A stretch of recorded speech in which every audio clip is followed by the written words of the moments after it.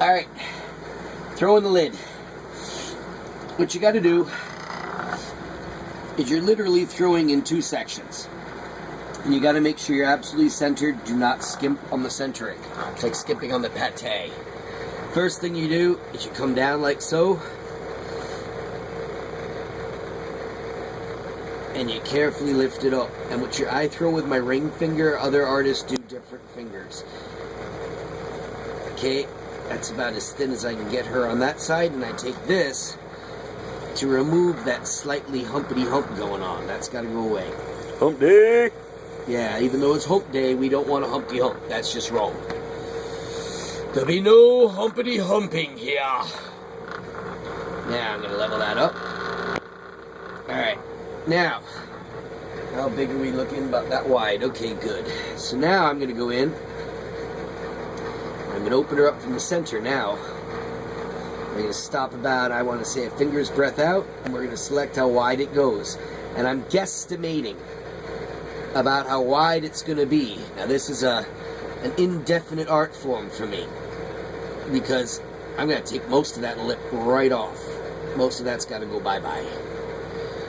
I am not a lid master. There are some potters who throw them beautifully. I am not one of them. I am definitely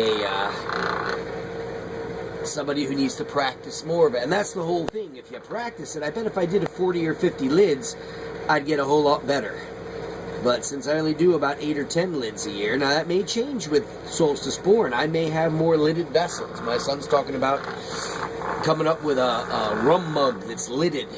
I'm assuming to keep flies out of your rum. Because after all, you paid good money for it. Spit it out! Spit it out! So obviously, he likes the idea of a lid. Now you see this edge here on the outside edge? Hey, what we're going to do is we take the lid master, we're going to check it. God, even sick as a dog. Take a good look from the top on that one. That's not bad, is it? And that's by eye. Alright. So now I need to go in with a nice squared tool, and I got a line to the top of that to the bottom here. Otherwise, it'll stick up like an Audi belly button. Which, by the way, I find very sexy, but not on a lid. That's just not good. So we're going to square that up like so. And in case you good potters out there are watching this going, God, that thing weighs a ton. You could kill somebody with that. Here's the deal. I am a firm believer in trimming. I like trimming, because you can sculpt with it, and that's what I'm going to do with this. But I am going to leave this extra thick area here, and I'll tell you why. Because of the way I threw that lid, I want it to literally fit within this gap here.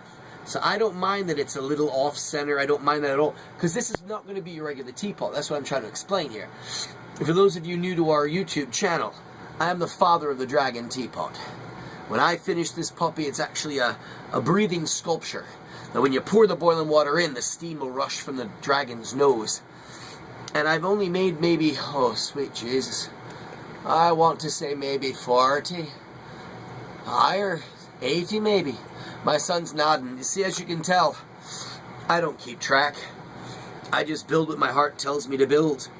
Alright, so now we go all the way to the bottom, and that will fit, and it won't jiggle. That's the other thing.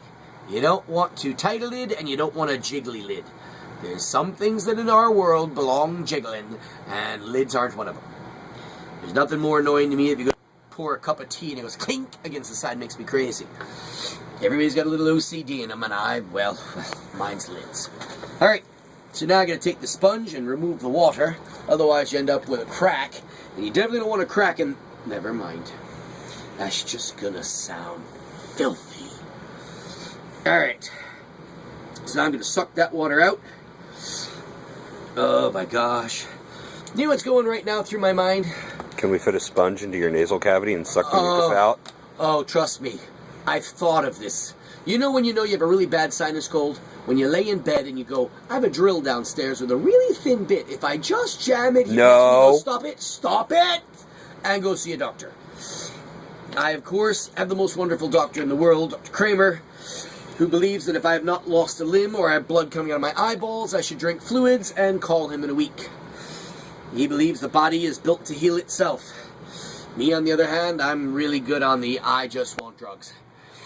Dry out my head, dry out my ears.